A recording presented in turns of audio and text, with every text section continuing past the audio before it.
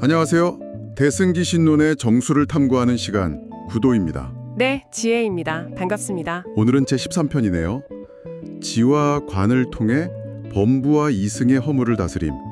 제목부터 좀 무게감이 있는데요. 네, 그렇죠. 마명보살이 대승기실론에 쓰신 8가지 이유 중에 이제 6번째 이유입니다. 대승의 아주 핵심적인 수행법, 바로 지관을 통해서요. 어떻게 마음의 근본적인 문제들을 해결할 수 있는지 그 길을 보여주는 부분입니다. 먼저 해당 구절 발역을 한번 들어보시죠. 6째는 지관 수행법을 보여주어 범부와 이승의 마음 허물을 다스리게 하기 위함이다. 지관. 네, 이 두 글자 오늘 이야기의 정말 핵심 키워드 같은데요. 지는 멈춘다. 관은 본다. 이렇게 알고 있는데 이게 수행에서는 정확히 어떤 의미인가요? 좀 더 구체적으로 설명해 줄 수 있을까요? 네, 아주 잘 짚어주셨어요. 그게 맞는데요. 간단히 말하면 그러니까 사마타 수행은 막 흩어지는 마음 있잖아요. 그걸 고요하게 가라앉혀서 그 본래 바탕에 머무는 수행이고요. 그리고 이건 위파사나 수행인데 그렇게 고요해진 마음으로 이제 모든 현상이 어떻게 돌아가는지 그 실상을 지혜롭게 관찰하는 수행이에요. 정말 대승불교 수행의 두 기둥이라고 할 수 있습니다. 두 기둥. 그렇군요. 그럼 이 6번째 이유가 대승기실론 전체에 8가지 이유가 있다고 하셨는데 그 흐름 속에서는 어떤 역할, 어떤 위치를 차지하는 건가요? 네, 이게 중요한데요. 바로 앞선 5번째 이유에서는 업장을 소멸시킨다거나 하는 수행의 장애물을 제거하는 방법을 다뤘어요. 이제 장애가 좀 거쳤으니까 본격적으로 그럼 어떻게 깨달음을 향해 나아갈 거냐, 그 구체적인 실천 방법론을 제시하는 단계로 넘어가는 거죠. 그러니까 문제 인식하고 장애물 치우는 거에서 이제 진짜로 수행을 실천하는 단계로 넘어가는 아주 중요한 전환점이라고 할 수 있습니다. 네네. 그러니까 이론 배우고 길에 있는 돌멩이 치우고 이제 진짜 이렇게 운전하세요 하고 실제 항해술, 운전법을 알려주는 부분이군요. 맞습니다. 바로 그거죠. 그래서 이제부터는 원효 스님의 해설을 중심으로 해서요. 이 지관 수행이 구체적으로 어떻게 범부와 이승, 이 두 부류의 마음의 허물을 다스리는지 그 깊은 뜻을 한번 같이 파헤쳐 보겠습니다. 네, 기회됩니다. 원효 스님 해설의 첫 번째 핵심 포인트는요. 지관 수행법을 보여주어 원효 스님께서는 이게 그냥 지관이라는 게 있습니다 하고 소개하는 걸 넘어서 논서 후반부에 나오는 수행 심신분 아시죠? 거기에 나오는 아주 방대한 지관 수행법 전체를 이끌어내는 근거라고 보셨어요. 그냥 개념 소개가 아니라 뒤에 나올 전체 수행법의 어떤 예고편이자 근거다. 네, 그렇죠. 보여준다는 게 단순히 보여주는 걸 넘어서 구체적인 실천 방법, 중요성, 심지어는 지관을 제대로 닦지 않으면 깨달음의 길, 그러니까 보리도에 아예 들어설 수도 없다. 이런 점까지 다 함축하고 있다는 거죠. 여기서 이제 지는 뭐냐? 일체의 모든 대상 경계의 모습, 상이라고 하죠. 분별하는 마음이 만들어낸 그 상을 그치게 하는 사마타 수행입니다. 원효 스님 설명에 따르면요. 외부 대상에 대한 분별을 딱 멈추고 우리 마음의 본래 바탕, 이걸 심진여문이라고 하는데 이 자리는 본래 생겨나지도 사라지지도 않는다. 불생불멸. 이걸 아는 거라고 하셨어요.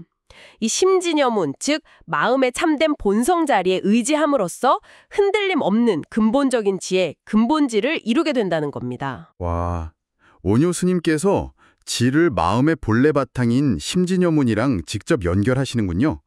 그럼 이 멈춤 수행이라는 게 그냥 막 억지로 생각을 누르는 그런 기술적인 거라기보다는 혹시 우리 안에 이미 있는 어떤 근원적인 고요함이나 지혜, 즉 근본질을 발견하고 거기에 그냥 머무는 거, 그런 의미에 더 가까운 걸까요? 네, 정말 중요한 지적입니다. 바로 그거예요. 억지로 막 고요함을 만들어내는 게 아니고요. 본래 고요한 내 마음의 참 성품을 딱 알아차리고 거기에 편안하게 머무는 것. 이게 지수행의 핵심인 거죠. 반면에 관은 뭐냐? 인연 따라서 행겨나고 사라지는 모든 현상들, 제법이라고 하죠. 그 실상을 분별해서 관찰하는 위파사나 수행이에요. 세상 모든 게 끊임없이 변하고 무상, 결국에는 만족스럽지 못하고 실체가 없다, 공, 이런 것들을 지혜로서 관찰하는 거죠. 특히 원효 스님께서는 이걸 통해서 고통받는 다른 중생들을 향한 깊은 연민의 마음, 즉 대비심을 아주 강조하셨어요. 이거는 마음이 작용하는 측면, 그러니까 심생멸문이라고 하는데 마음이 현상세계랑 관계 맺는 이 측면의 의지에서 이루어지는 거고요. 그래서 세간의 모든 현상이 인연 따라 생기고 멸하는 그 이치를 아는 지혜, 후득지를 갖추게 됩니다. 이 후득지에는 현실 세계에 대한 지혜뿐만 아니라 자비심까지 포함되는 거죠. 들어보니까 지는 변하지 않는 마음의 근본 바탕, 심진여문을 깨달아서 근본 지혜를 얻는 약간 내적인 안정에 초점을 맞추는 것 같고요. 반대로 관은 계속 변화하는 현상세계, 심생멸문을 지혜롭게 관찰해서 그 속에서 자비심이나 현실적인 지혜, 후득지를 길러내는 좀 더 외적인 활동과 관련된 것처럼 느껴지네요. 이게 단순히 그냥 수동적으로 아 그렇구나 하고 보는 걸 넘어서 적극적으로 자비 행동으로 이어지게 하는 그런 관찰이라는 말씀이시죠? 그 이해를 바탕으로 해서 자연스럽게 나와 남을 이롭게 하는 자비행으로 이어지게 만드는 동력이에요. 이게 대승불교의 관, 수행이 가진 아주 중요한 특징이죠. 아, 그렇군요. 자, 이제 두 번째 핵심으로 넘어가 볼게요. 이 지관수행의 목적, 즉 범부와 이승의 마음 허물을 다스리게 하기 위함이다. 이 구절입니다. 왜 지관수행이 필요하냐? 바로 대승의 길을 가는데 방해가 되는 두 부류의 마음의 오류, 즉 범부와 이승의 허물을 치유하기 위해서라는 거예요. 원효 스님은 여기서 지수행이 구체적으로 어떤 허물을 다스리는지 아주 명확하게 밝히셨습니다. 첫째는 범부, 그러니까 우리 같은 평범한 중생들의 허물이에요. 세상에 온갖 것들 있죠. 뭐 재물, 명예, 권력, 인간관계 이런 것에 끝없이 집착하고 거기에 얽매여서 살아가는 마음, 집착. 지수행은 이런 집착의 대상이라는 게 사실은 나라는 생각과 대상이라는 분별, 이걸 임법상이라고 하는데 이게 만들어낸 허상이라는 걸 깨닫게 해주는 거예요. 그 실체가 본래 없음을 보게 함으로써 이 집착하는 마음을 다스리는 거죠. 둘째는 이승, 즉 성문과 연각 수행자들의 허물입니다. 이분들은 부처님 가르침을 통해서 생사의 고통을 깊이 알고 이걸 벗어나려고 노력은 하는데 그 과정에서 생사윤회 자체를 너무 무서워하게 돼요. 겁약이라고 하죠. 그래서 좀 소극적으로 나 혼자만이라도 빨리 해탈하자, 즉 열반만을 추구하려는 경향을 보이는 거죠. 지수행은 모든 존재의 참된 본성, 법성은 본래 생겨나지도 사라지지도 않으며 그 자체가 이미 고요한 열반이라는 것을 깨닫게 해줍니다. 그래서 이 생사에 대한 근본적인 두려움을 극복하게 하는 거예요. 와, 이거 정말 흥미로운데요. 지수행 하나가 어떻게 보면 되게 다른 문제 같잖아요. 세속적인 집착, 그러니까 범부의 집착이랑 또 수행자의 근본적인 어떤 실존적인 두려움, 이승의 겁약, 이 두 가지를 동시에 해결하는 열쇠가 된다는 거네요. 혹시 원효 스님은 이 두 문제의 뿌리가 결국 같은 곳, 그러니까 실상에 대한 무지, 잘 모르는 데서 비롯된다고 보신 걸까요? 네, 그렇게 볼 수 있습니다. 정확해요. 범부의 집착은 나도 진짜 있고 대상도 진짜 있다는 잘못된 믿음에서 나오는 거고요. 이승의 두려움은 생사와 열반을 딱 나눠서 생사를 아주 고통스러운 실체로 여기는 데서 비롯되거든요. 지수행은 이런 분별하는 망상들을 쉬게 함으로써 두 문제의 공통된 뿌리인 실상에 대한 무지를 건드리는 거죠. 깊네요. 자, 이어서 세 번째 핵심인데요. 그럼 관수행은 어떤 허물을 다스리냐? 이것도 두 가지입니다. 첫째는 이승수행자들의 허물이에요. 지수행을 통해서 생사의 두려움은 어느 정도 극복했을지 모르지만 여전히 나만 해탈하면 돼 하는 좀 좁은 목표에 머무르려는 마음, 이걸 협렬심이라고 하는데요. 이게 남아있을 수 있어요. 고통받는 다른 중생들을 외면하고 널리 구제하려는 큰 자비심, 대비심이 부족한 거죠. 관수행은 바로 이 지점에서 작용합니다. 무명에 덮여서 끝없는 고통 속을 헤매는 중생들의 모습을 아주 생생하게 관찰하는 거예요. 그럼으로써 아이고 어찌나 혼자만 편안할 수 있겠는가 하는 깊은 연민과 자비심, 대비심이 자연스럽게 일어나게 해서 이 편협한 마음을 다스리는 겁니다. 둘째는 범부들의 허물입니다. 세상 모든 것이 영원할 것처럼 착각하고 모든 것이 사실은 찰나에 변하고 결국 사라진다는 무상의 진리를 잘 못 보는 거죠. 그래서 나중에 하지 뭐, 이 정도면 괜찮아 하면서 당장의 편안함에 빠져서 지혜와 복덕의 씨앗을 심고 가꾸는 노력을 게을리하는 허물, 불수선근이라고 합니다. 관수행은 세상의 모든 현상, 유의법이 실은 눈 깜짝할 사이에 변하고 쓰러지며 본질적으로 만족스럽지 못하다는 것을 깊이 관찰하게 합니다. 이걸 통해서 이렇게 덧없는 것에 매달려서 시간을 허비할 수는 없구나 하는 아주 절실한 마음을 일으켜서 게으름을 버리고 선근공덕을 부지런히 닦도록 이끄는 거죠. 그렇군요. 관수행은 이승수행자에게는 시야를 확 넓혀서 중생구제라는 더 큰 목표로 나아가게 하고 우리 같은 범부에게는 현실의 덧없음을 똑바로 보게 해서 나태함에서 벗어나 좀 더 의미 있는 삶을 살도록 등을 떠밀어주는 역할을 하는 거네요. 들어보니 관수행이 단순히 세상을 막 비관적으로 보게 하는 게 아니라 오히려 그 속에서 자비심이나 노력 같은 적극적인 동력을 끌어내는 핵심 엔진처럼 작용하는 것 같아요. 이것이 원효 스님께서 보신 대승수행의 중요한 특징일까요? 네네, 정확히 보셨습니다. 관수행의 핵심은 현실을 직시함으로써 염세주의에 빠지는 게 아니라 오히려 그 이해를 바탕으로 더 강력한 자비심과 정진력을 발휘하게 하는 데 있는 거예요. 원효 스님께서 가장 강조하신 점이 바로 이겁니다.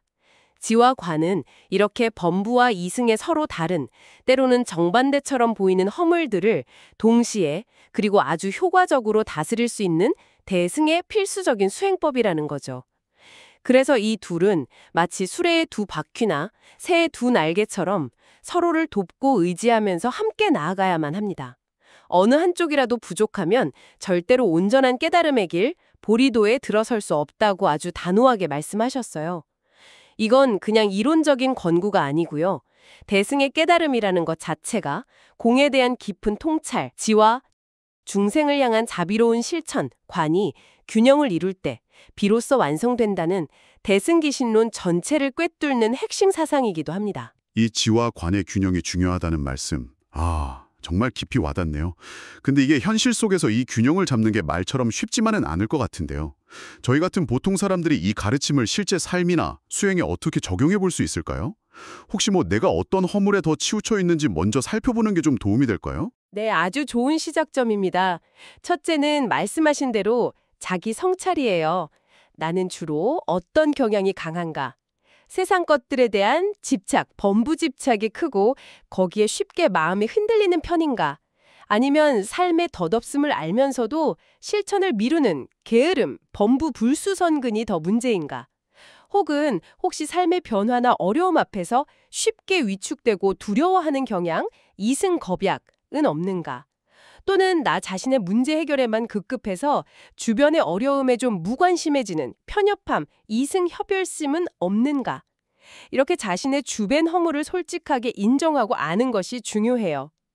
둘째는 그 성찰의 바탕으로 한 균형 잡힌 실천이죠.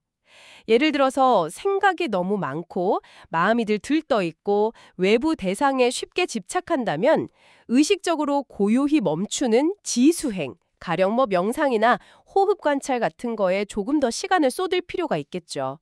반대로 마음이 자주 가라앉고 무기력하고 다른 사람의 고통에 공감하는 마음이 잘 안 일어난다?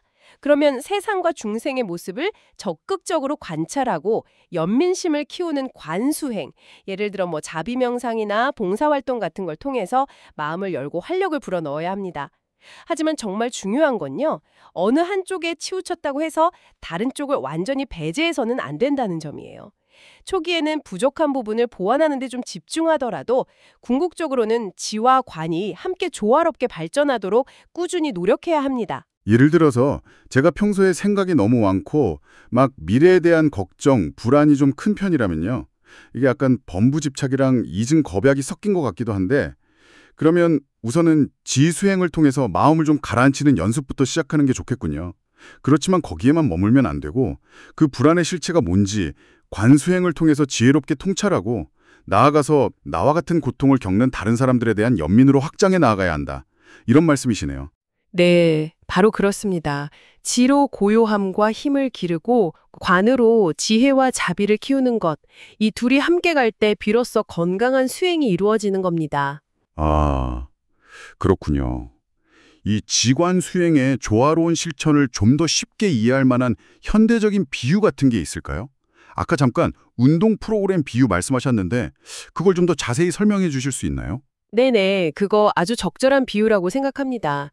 우리가 몸 건강을 위해서 균형 잡힌 운동 프로그램을 짜는 거랑 아주 비슷해요. 몸 건강하려면 근력 운동, 유산소 운동, 유연성 운동 이런 거 조화롭게 해야지. 어느 한 가지만 막 편식하면 오히려 몸에 불균형이 오고 다치기 쉽잖아요. 직관 수행도 똑같습니다. 네, 그렇죠. 지휘 수행은 뭐랄까 요가나 명상, 스트레칭 아니면 코어 운동 같은 거 있죠. 안정성 및 유연성 운동에 비유할 수 있어요. 끊임없이 외부 자극에 시달리면서 정신없이 살아가는 현대인들, 이게 범부의 집착과 좀 비슷하죠. 이런 분들에게는 잠시 모든 걸 멈추고 내면의 고요함과 중심을 찾는 연습이 꼭 필요합니다. 또 어떤 활동이나 변화 앞에서 쉽게 불안해하고 위축되는 경향, 이게 이승의 겁약과 통하는데요. 이런 분들에게는 이런 안정성 운동이 내면의 힘과 평정심을 길러서 어떤 상황에서도 흔들리지 않는 기반을 마련해 주는 거죠. 반면에 관수행은 달리기나 수영 같은 유산소 운동, 아니면 근력 운동, 혹은 팀 스포츠 같은 거 있잖아요. 활동성 및 관계성 운동에 해당한다고 볼 수 있어요. 이런 운동들은 두 가지 면에서 좋아요. 첫째, 자기 자신의 건강이나 기록 향상에만 막몰두하고 주변 사람들과 협력하거나 배려하는 데는 좀 소홀한 사람들, 이게 이승의 협열심과 좀 비슷하죠. 특히 팀 스포츠는 함께 땀 흘리고 목표를 공유하면서 자연스럽게 이타심과 협동심을 길러줍니다. 둘째, 자기 몸이 시간과 함께 변해가고 있다는 사실, 즉 무상함을 외면하거나 건강관리 중요성은 알면서도 실천을 미루는 사람들, 이게 범부의 불수성금과 통하는데요. 활동성 운동은 자기 몸 상태 변화를 직접 느끼고 관찰하게 함으로써 건강을 위해 꾸준히 노력해야 한다는 동기를 아주 강력하게 부여합니다. 아하, 정말 명쾌한 비유인데요. 유산소 운동만 하거나 스트레칭만 하면 건강한 몸을 만들기 어려운 것처럼 지수행으로 내면의 평화만 추구하거나 관수행으로 세상 일에 대한 통찰과 자비심만 기르려고 해서는 온전한 깨달음에 이르러 얼었다는 말씀이시군요. 결국 내면의 안정, 즉 지와 외부 세계와의 지혜롭고 자비로운 관계 맺음, 관이 함께 가야 한다는 어떤 시너지 효과를 강조하시는 거네요. 네, 정확하게 핵심을 짚으셨습니다. 건강한 몸을 위해서 다양한 운동이 조화롭게 병행되어야 하듯이 완전한 깨달음, 즉 보리를 성취하기 위해서는 지라는 깊은 안정과 지혜, 그리고 관이라는 적극적인 관찰과 자비심이 반드시 균형을 이루며 함께 나아가야 한다는 것. 이것이 원효 스님의 아주 중요한 가르침입니다. 네, 오늘 원효 스님의 해설을 통해서 지관 수행의 깊은 의미와 중요성에 대해 정말 많이 배웠습니다. 오늘 논의된 핵심 내용을 다시 한번 정리해 주실 수 있을까요? 네, 좋습니다. 핵심은 크게 세 가지로 요약할 수 있겠네요. 첫째, 지와 관은 대승불교의 양대 핵심 수행법입니다. 각각 마음의 본체, 심진여문과 작용, 심생멸문에 기반해서 근본지, 즉 지혜와 후득지, 즉 자비를 포함한 지혜를 이루게 합니다. 둘째, 지수행은 주로 범부의 세속적인 집착과 이승의 생사에 대한 공포, 즉 겁약을 다스리는 데 효과적이고요. 관수행은 주로 이승의 자기 중심적인 편협함, 협렬심과 본부의 실천적인 게으름, 불수선근을 다스리는 데 효과적이라는 겁니다. 셋째, 하지만 이 두 가지 수행은 서로 분리될 수 없고 상호 보완적이고 의지하는 관계이기 때문에 어느 한쪽에 치우치지 않고 반드시 함께 균형 있게 닦아야만 온전한 깨달음의 길, 보리도로 나아갈 수 있다는 것입니다. 그중에서도 오늘 우리 청취자분들이 마음속 깊이 새겨야 할 가장 중요한 메시지 하나만 딱 꼽는다면 뭘까요? 아마도 이것일 겁니다. 진정한 깨달음이라는 게 단순히 개인적인 고요함이나 지혜에 머무는 게 아니라 그 깊은 내적 성찰, 즉 지를 바탕으로 해서 세상과 중생을 향한 적극적이고 자비로운 실천, 관으로 나아갈 때 비로소 완성된다는 것. 다시 말해 지혜와 자비라는 두 날개가 균형을 이룰 때만이 우리가 모든 근기나 배경의 한계를 넘어서 궁극적인 깨달음으로 날아오를 수 있다는 점입니다. 네, 감사합니다. 제 안에는 범부의 허물과 이승의 허물 중 어떤 모습이 더 강하게 나타나는지, 그리고 제 삶 속에서 지와 관수행의 균형을 어떻게 이루어가고 있는지 좀 진지하게 돌아보는 계기가 된 것 같습니다. 오늘 우리는 대승기실론의 6번째 저수리유를 통해서요. 직관이라는 핵심 수행법이 어떻게 범부와 이승이라는 서로 다른 수준의 수행자들이 가진 마음의 허물을 효과적으로 다스릴 수 있는지에 대한 원효 스님의 깊이 있는 해석을 함께 나누었습니다.